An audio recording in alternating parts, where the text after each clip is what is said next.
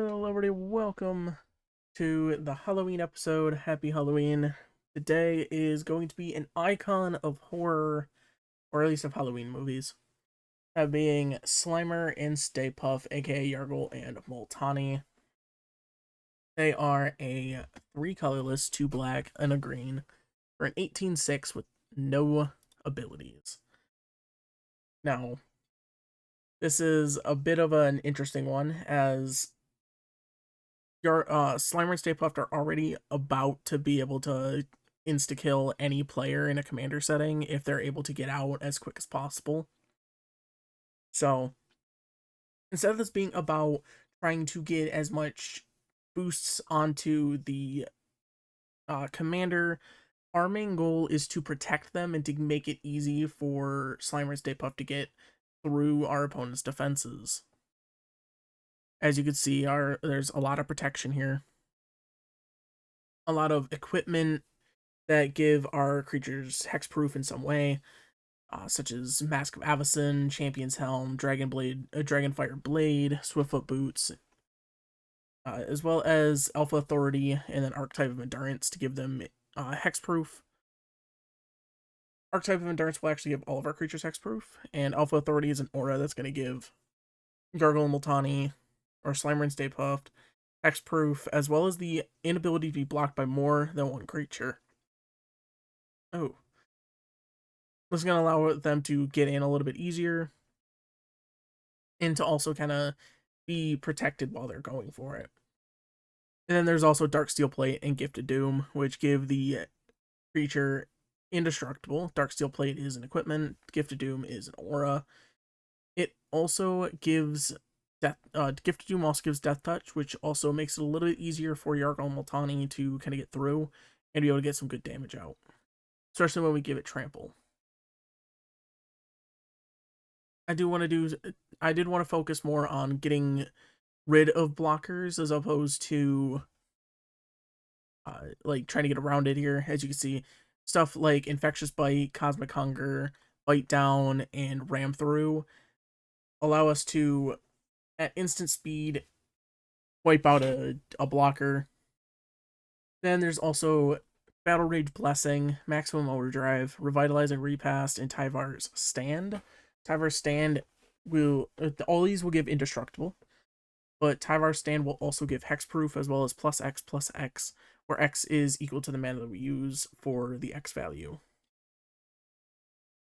Revitalizing Repast also can flip to a land, Old Growth Grove, but our main goal is to use it on its front side. I did say not many buffs, but we do have some here.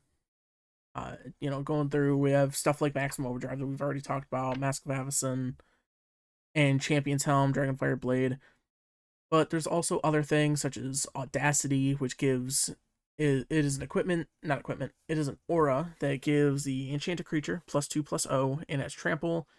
And then when Audacity is put into a graveyard, we draw a card, so we'll be able to refresh it or refresh our hand when Audacity gets removed, or if Slimer and Stay Puft die. There's also Setescent Training, which allows us to, it immediately replaces itself in our hand, but then gives the enchanted creature +1/+0 and trample. That's going to be a very key factor here. And the reason why we actually have so many damage buffing things is that most of these cards are going to be appearing in other other sections here. As you can see, trample has been a theme here on these cards. Hero's Heirloom and Runamite both give the equipped or enchanted creature trample. Runamite gives them +1/+1 as well, and replaces itself in our hand. Hero's Heirloom gives +2/+1. Goreclaw, Terror of Kalsisma, will allow Yargle and Multani to be a little bit cheaper, or Slimer and Stay Puft to be a little bit cheaper. And then whenever Goreclaw attacks, each creature with power 4 or greater gets +1/+1 and gains trample until end of turn. This is going to be a trample enabler, as well as a way to make your Slimer Stay Puft a little bit easier to cast and giving them a little bit of a damage boost as well. Ancestral Mask is going to give +2/+2 for each other enchantment in play. we don't have a ton, but we don't need a ton. In fact, all we need is Ancestral Mask and one other enchantment in play, and Yargle and Multani can one-shot any player if they don't block. So, Ancestral Mask is going to be able to kind of give us that very easy one-shot potential. Snake Umbra is also going to be a little bit of action as well, giving us Totem Armor. But also +1/+1, and then whenever this creature deals damage to an opponent, you may draw a card. Indomitable Might gives +3/+3, and allows us to assign its combat damage as though it weren't blocked. I'm actually not too certain on this one. I could be wrong on this one. Someone would have to correct me in the comments, but I don't think this applies to commander damage in like the assigned combat damage as though it weren't blocked. So I think that's its own ability and doesn't factor it in. If not, Indomitable Might is broken, and you probably add a few more effects into here to allow us to get around blockers. But the rest of these are all, they're the typical, like, this one gives us flying, allowing us to go around blockers. Sword of Vengeance gives us first strike and trample, as well as vigilance to allow Slimer Stay Puft to be a blocker in the end. And so it's a lot of support on top of buffing. Hey everybody, I just wanted to quickly do like a little jump in here. I just wanted to let you guys make sure everyone knew that I have a Discord channel. It's linked in the description below, but also to go check out the video that I uploaded on Tuesday of the Mortal Kombat Lost Media. I highly recommend looking it out or checking it out. It'll be a little bit of it right here in the top, but it is also because I am looking for a piece of Lost Media here, and I'm really hoping for some help on it. The E3 builds, Mortal Kombat Deception, Deadly Alliance, and Armageddon, I've been somewhat on the hunt for the past about year now, just periodically, but over the past couple weeks, I've really started to go through it. I've been talking to people like Dayrax and stuff, as well as emailing a bunch of other people about the information on it. So if anyone can help me out with that, I'd greatly appreciate it. Go check out the Discord, DM me in there, and let's see if we can find this. Now, back on with the video. I mentioned trample enablers. Here are the rest of them. A lot of stuff that we've already mentioned here: Rancor, Audacity, Runamite, Setessan Training, stuff like that. But there's also Temperamental Oozewag. Modified creatures we control have trample, so even if we don't have any of our auras or anything out that give him trample, as long as we have like either a counter on him, on Slimer and Stay Puft, any of our protection spells, any of our protection equipment here, like Mask of Avacyn or Champion's Helm, that'll count and give us trample. So, allowing us to kind of be a little bit more flexible here. Thicket Crasher gives all other elementals that we control trample. And Slimer Stay Puft is an elemental. It's a frog elemental something. Frog spirit elemental. So. Then the only other one that could be, that we need to talk about is Vorak Battlehorns, which is going to be something similar to Audacity. It was, what was it? I'm actually not seeing what it was. Where it can't be blocked by more than one creature, and I'm actually blanking out which one this was. Oh yeah, it was Alpha Authority. It's essentially Alpha Authority, but as an equipment. And it doesn't give trample either, which kind of sucks, but it is what it is. Garrick's Uprising is also just in here for extra card draw on recasts of Slimer and Stay Puft, as well as being able to get us some extra bonuses in trample for creatures. We have other ways to be hard to block. We have Rope, which is a great one. Similar to Vorak Battlehorns and Alpha Authority. Equipped creature can't be blocked by more than one creature. And then Rope also gives +1/+2. Vow of Torment gives the enchanted creature +2/+2 menace, and it can attack us or a planeswalker we control. Not really a relevant part, but just in case we need to try to get rid of a threat, I guess. Psychic Paper gives the equipped creature Ward 1, and it can't be blocked. And then we also can change the name and creature type to whatever we want. Mask of Gristlebrand, if I could speak, gives the equipped creature flying and lifelink, and then whenever the equipped creature dies, we may pay X life, where X is its power, and draw X cards. This is a scary thing to kind of play with here, as sure, we can pay 18 life and draw 18 cards, but as you can see, we don't have many creatures in the deck, only 16, and that's counting our commander. So chances are we're not going to have many blockers to really help us here, and so it's not too optimal to try to pay that life and draw that many cards unless we absolutely have to. But we could always use this with like Goreclaw or something like that to kind of get that extra damage out, as well as being able to get us some extra card draw. Much like Psychic Paper, though, Prowler's Helm can't be blocked. But Prowler's Helm has a caveat of walls being able to block us, but unless you're playing walls, you're not running any walls in your deck. And even if they were, we have ways to get around that or to just completely destroy the wall. Then lastly, Trailblazer's Boots gives the equipped creature non-basic land walk. Very rarely will you see a deck where nobody's running, or where they're not running non-basic lands, so chances are at some point you're going to be able to swing for someone for free. And here is our other support here.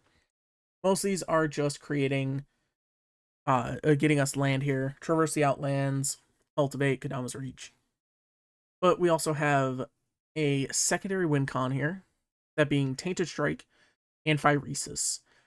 They are, Tainted Strike is a 1-mana instant that gives the target creature +1/+0 and gain Infect until end of turn.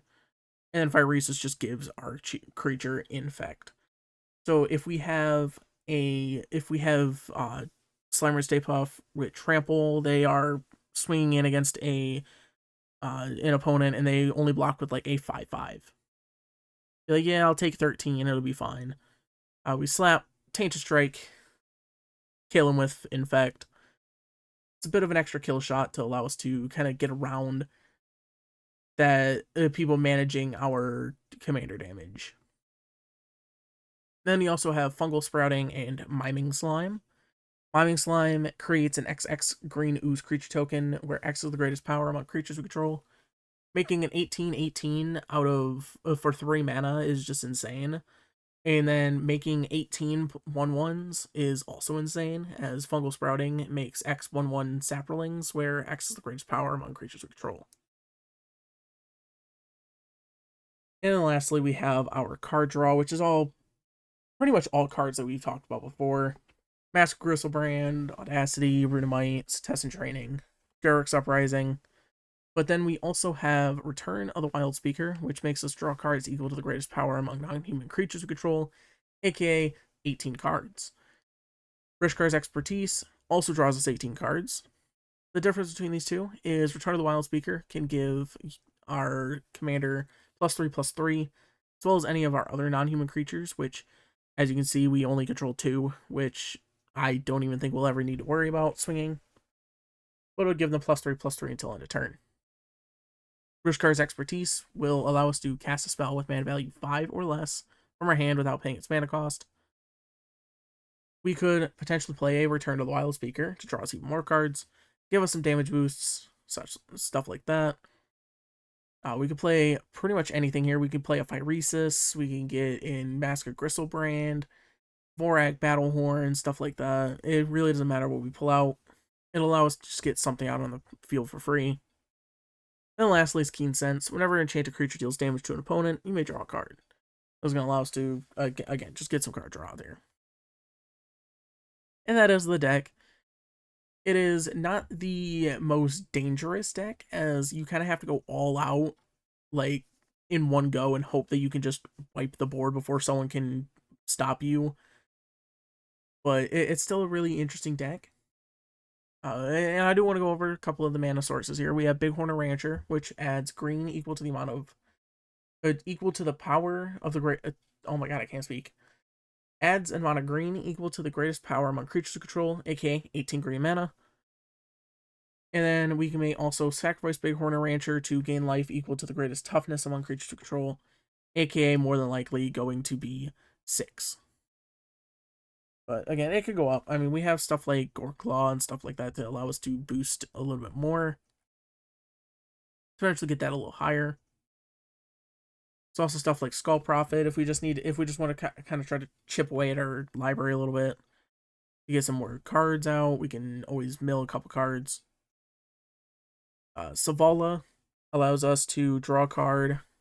And whenever a creature enters the battlefield, we may draw a card equal to its power. If its power is greater than each other creature's power, more than likely, Slimer Stay Puft is going to be the highest power creature on the field. So we'll more than likely be able to draw a card as long as we have Savala out on the field. Then, just like Bighorn Rancher, we can add 18 mana, but this time in any combination of colors where X is the greatest power among creatures to control. We do have to pay a green, but that's pretty trivial since, again, we're in green, so we're more than likely going to be able to cast this whenever we feel. But so that is the deck. It's a little simple, a little basic, and you could definitely go a little bit more all in and bump the price up a little bit, sacrifice a little bit more to kind of make this stronger, which is why I'm actually going to be making a change. Starting next week, we're going to be seeing a change in the format where we're going to be looking at a deck. It's going to be the same way where we're looking at, a unique commander that does something different, and we're going to see how we can build it. But this time, instead of it being exclusively on a budget, we are also going to be looking at what you can do on the more expensive end. I'm still going to be going to about a bracket 3, but we're going to be using stuff like Gaia's Cradle, Smothering Tide, stuff like that to kind of boost decks. And I think it's going to be really fun. We're going to look at the cheap version, and then we're going to compare it to the expensive version and kind of see where things kind of go with that. I already have a handful of decks prepared and ready to go that I think are going to be really fun to look at on both a budget and a non-budget perspective. Because that's the fun part about Commander, is that even if a deck that's $30 could still be as strong as a deck that costs $300. And in fact, that's actually the way that it's going to work with, I think, maybe the next one I'm going to do. Like, it's kind of insane, but that is the beauty of Magic, and that is the beauty of this series. If you have any recommendations of commanders that you want me to showcase in this new format, which would be a budget version and a non-budget version, let me know in the comments below. Even if the commander itself is really expensive, something like an Urza, Lord High Artificer, something like that, that's like $15-$20. Even if it's like Sephiroth, which is like $50, we're still going to try to build budget out of it. And usually I take the commander's price out of the budget when I really kind of think of the budget of the deck. Because I just feel like the commander is technically not part of the deck. I don't know, it's just the way that I think about it. So that is all for this, though. Thank you all so much for watching. I hope you all have a wonderful Halloween. Stay safe, and I hope you all have a wonderful day.